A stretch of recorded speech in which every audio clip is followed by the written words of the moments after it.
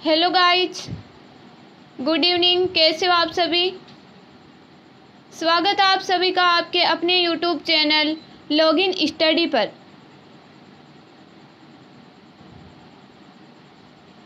देखिए, हमारी BSTC entrance exam 2022 में पूछे जाने वाले शिक्षण अभिरुचि के इम्पोर्टेंट क्वेश्चंस की सीरीज चल रही थी, तो इसका आज पार्ट नंबर 2 है। देखिए, ये सेशन डेली शाम 4 बजे आ रहे हैं। डेली शाम 4 बजे आपके लिए सेशन लगाया जा रहा है, तो एक बार अपने फ्रेंड्स के साथ सेशन को शेयर कर दीजिए जो देखिए बीएसटीसी की तैयारी कर रहे हैं उनके पास। फिर देखिए, स्टार्ट करते हैं आज के सेशन को।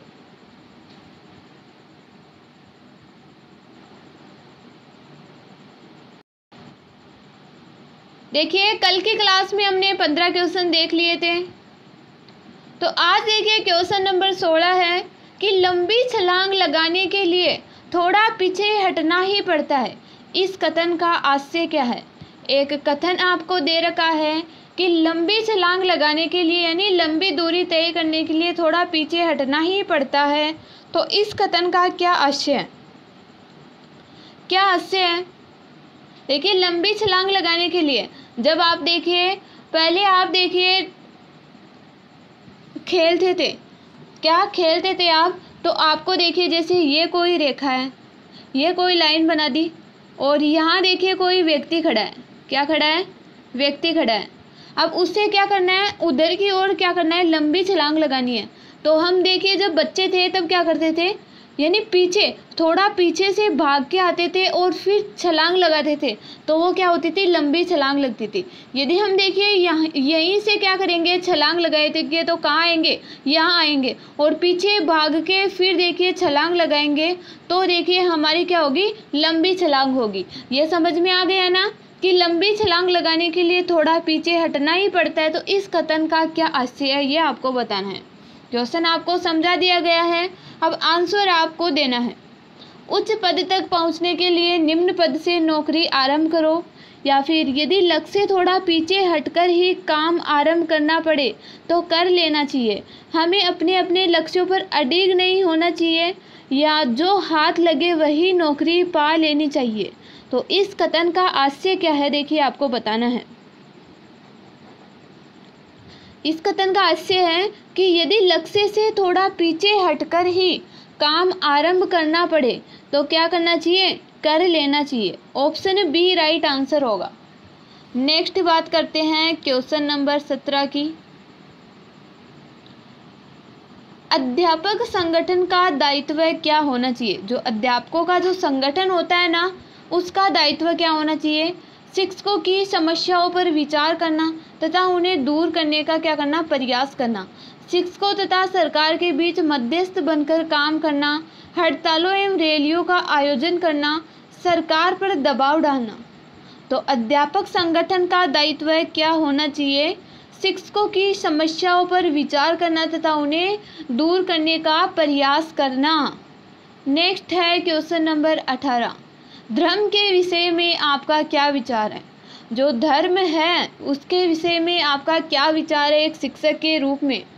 यह कट्टरवाद को बढ़ावा देता है, यह व्यक्तिगत शुद्धि का साधन है, यह समाज को तोड़ता है, या फिर इनका मानना या न मानना दोनों ही एक सा है? तो राइट आंसर क्या होगा? धर्म के विषय में आपका विचार क्या विचार है? यह व्यक्तिगत शुद्धि का क्या है? साधन है। ऑप्शन बी राइट आंसर होगा। नेक्स्ट है क्वेश्चन नंबर 19। यदि कोई छात्र अपनी आशा से कम अंक पाता है, यदि कोई छात्र देखिए एग्जाम दिए उसने और जितनी उम्मीद थी उसे उससे कम अंक पाता है, तो आप एक टीचर के रूप में उसे आप क्या कहकर सांत्वना देंगे? क्या कहकर सांत्वना देंगे? तुम्हें अपने परिश्रम में विश्वास रखना चाहिए। परीक्षा में अंक कम मिलने के पीछे परीक्षक की लापरवाही भी हो सकती है, या हो सकता है तुम्हारे अति विचित्र होने के कारण परीक्षक को समझ में न आया हो, या उपरोक्त सभी। तो शिक्षक को देखिए क्या कहना चाहिए, बच्चे को क्या कहकर सांत्वना देनी चाहिए? उसे कहना चाहिए छात्र को कि तुम्हें अपने परिश्रम में विश्वास रखना चाहिए ऑप्शन ए राइट आंसर होगा। जिन्होंने देखिए ऑप्शन ए दिया है उनका करेक्ट आंसर है। नेक्स्ट बात करते हैं क्वेश्चन नंबर 20। एक अध्यापक का सबसे बड़ा शत्रु कौन होता है? एक अध्यापक होता है, उसका सबसे बड़ा शत्रु कौन होता है? उसका उद्दंड छात्र, यानी जो देखिए कक्षा में नौटंकी करता है वो छात्र, या फिर उसका प्रधानाचार्य, या उसका अहंकार जो उसके अंदर गुणात्मक सुधार आने नहीं देता, या उसका धन का लोभ। तो सबसे बड़ा शत्रु देखिए कौन होता है एक अध्यापक का? कौन होता है आपको बताना है। क्या उसका उद्दंड छात्र, या फिर उसका प्रधानाचार्य, स्कूल का प्रधानाचार्य, या फिर उसका अहंकार जो उसके अंदर जो गुणात्मक सुधार है वो आने नहीं देता, या फिर उसका जो धन का लोभ है यानी उसका लालचीपन। तो राइट आंसर क्या होगा? सबसे बड़ा शत्रु देखिए कौन होता है? उसका अहंकार जो देखिए उसके अंदर गुणात्मक सुधार क्या आने नहीं देता। ऑप्शन सी जिन्होंने दिया है देखिए उनका राइट आंसर है। नेक्स्ट है क्वेश्चन नंबर 21। एक अध्यापक के लिए निम्न में से सबसे कठिन काम क्या हो सकता है? एक अध्यापक होता है ना, उसके लिए सबसे कठिन काम क्या होगा? आपको बताना है सब अध्यापक के लिए सबसे कठिन काम क्या होगा। तो क्या होता है एक अध्यापक के लिए कठिन काम? छात्रों के असामाजिक व्यवहार को सुधारना, यानी छात्रों का जो गलत व्यवहार है टीचर्स के प्रति उनको सुधारना, अपने को सुधारना, अपने साथी अध्यापकों से अच्छे संबंध बनाना, सहायक शिक्षण सामग्री तैयार करना। तो सबसे कठिन काम क्या होता है एक अध्यापक का? छात्रों के असामाजिक व्यवहार को सुधारना। जो छात्रों का असामाजिक व्यवहार है, जो गलत व्यवहार है उसको सुधारना, ये क्या है? सबसे कठिन काम है। तो ऑप्शन ए राइट आंसर होगा। नेक्स्ट है क्वेश्चन नंबर 22। इससे पहले देखिए सेशन आपको अच्छा लग रहा हो तो सेशन को आपको लाइक करना है, और आपके जो भी फ्रेंड्स बीएसटीसी की तैयारी कर रहे हैं, आपके जो भी भाई बहन बीएसटीसी की तैयारी कर रहे हैं, उनके पास क्या करना है? सेशन को शेयर करना है आपको।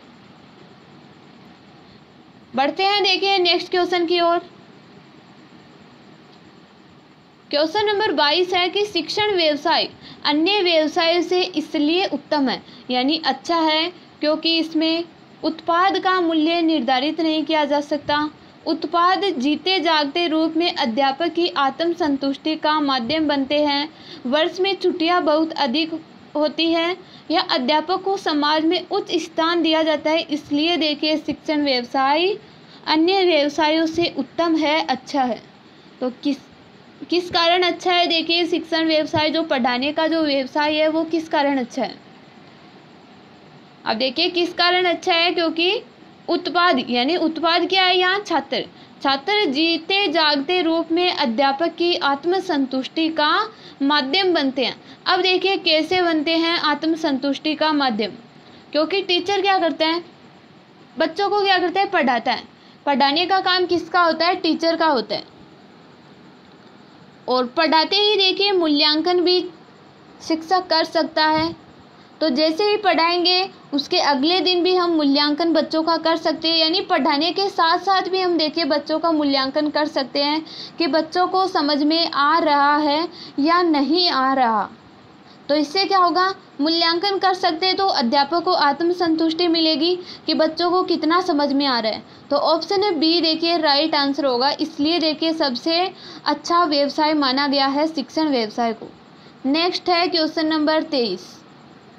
यदि कोई छात्र अध्यापक के निरंतर प्रयास के बावजूद बार बार कक्षा में फेल हो रहा है तो इसका संभावित कारण क्या हो सकता है? क्या होगा? देखिए इसका संभावित कारण, यदि कोई छात्र अध्यापक के जो निरंतर प्रयास कर रहा है उसके बावजूद भी बार बार कक्षा में फेल हो रहा है तो इसका संभावित कारण क्या होगा?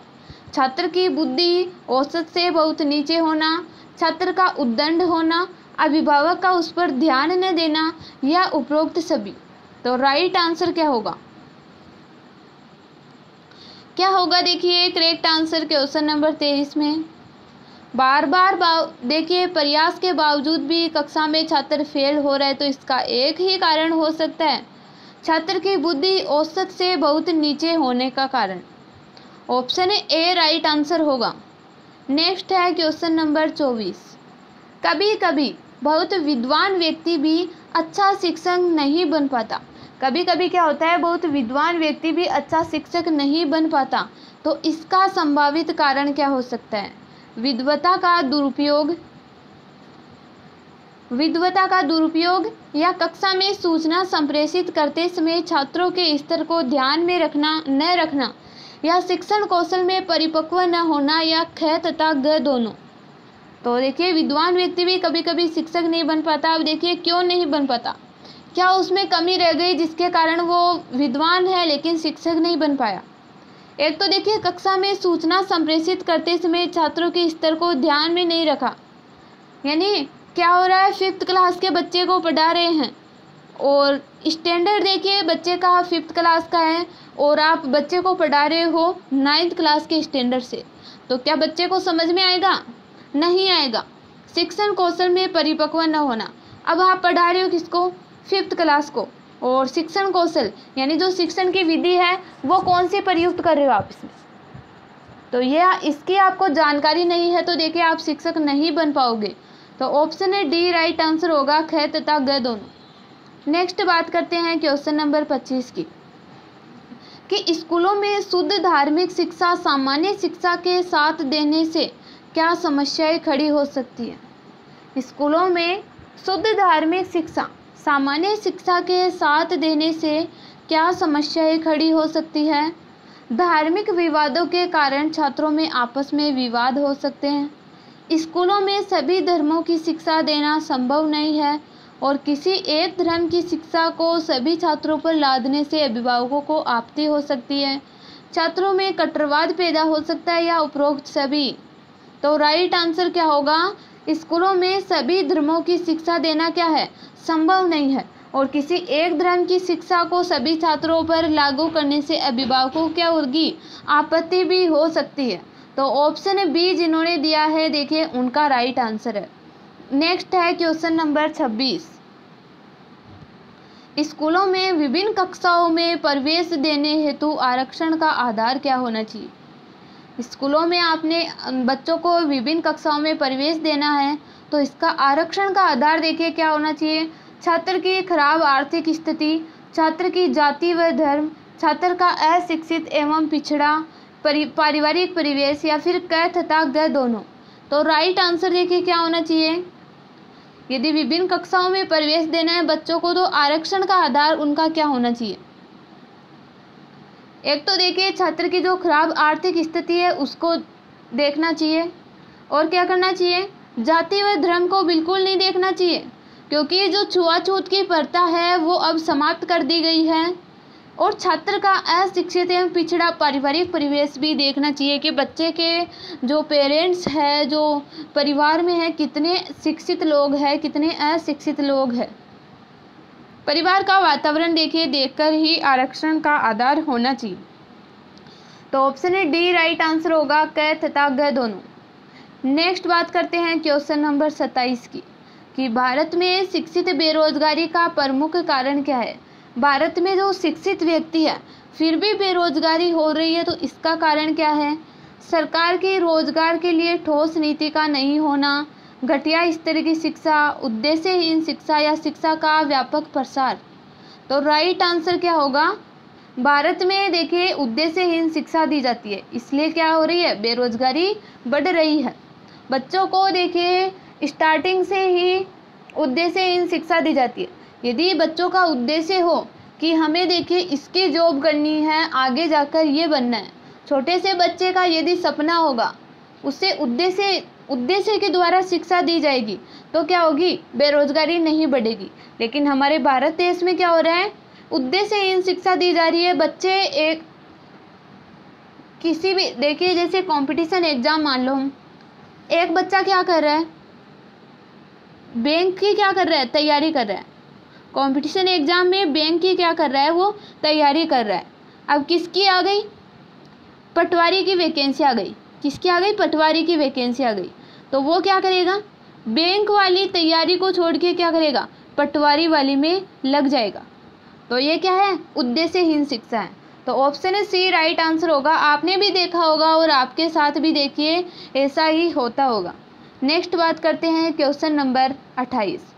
यदि आप सह शिक्षा स्कूल में पढ़ाते हैं तो आप, अब देखिए सह शिक्षा स्कूल होती क्या है, जिसमें देखिए गर्ल्स और जो बॉयज़ हैं वो एक साथ शिक्षा ग्रहण करते हैं, उसे क्या कहते हैं, सह शिक्षा स्कूल।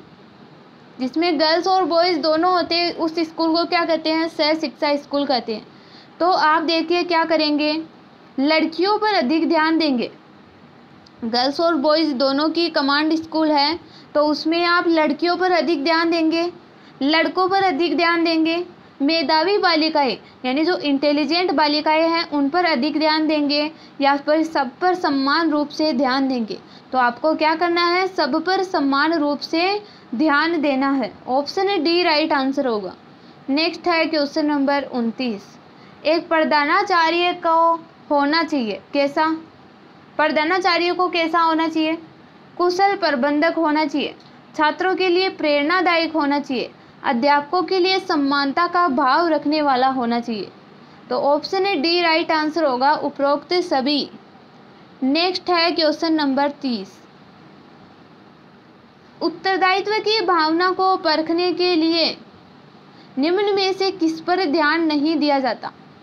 उत्तरदायित्व की भावना को परखने के लिए किस पर ध्यान नहीं दिया जाता, काम को समय से पूरा करना, काम को सुंदरता के साथ किंतु देर में पूरा करना, काम को अपने लिए बोझ न मानना, या काम करके प्रसन्नता का अनुभव करना। तो राइट आंसर क्या होगा, उत्तरदायित्व की भावना को जांचने के लिए किस पर ध्यान नहीं दिया जाता, काम को सुंदरता के साथ किंतु देर में पूरा करना। देखिए इस बात पर ध्यान नहीं दिया जाता।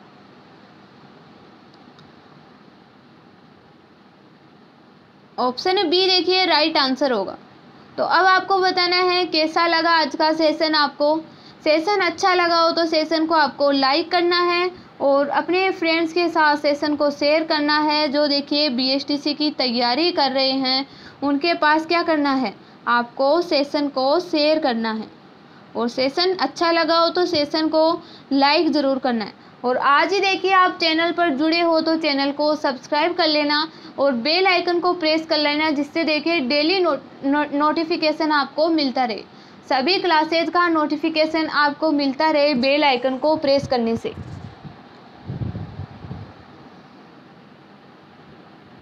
तो चलिए सेशन को एंड तक देखने के लिए सभी को धन्यवाद। आज की क्लास देखिए हम यही एंड करते हैं।